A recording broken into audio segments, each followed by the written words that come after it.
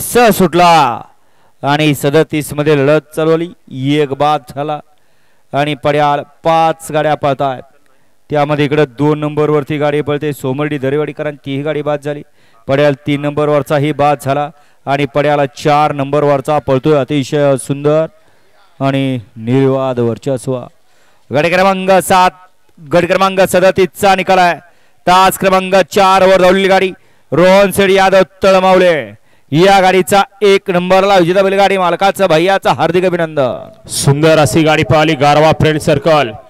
सचिन पाटील निलेश भैया अनेकरांचा उजवीला पळाला white gold हिर्या आणि हिर्यासोबत कोण पळालं त्याचं नाव सांगून जाओ. सुंदर अशी गाडी पळाली.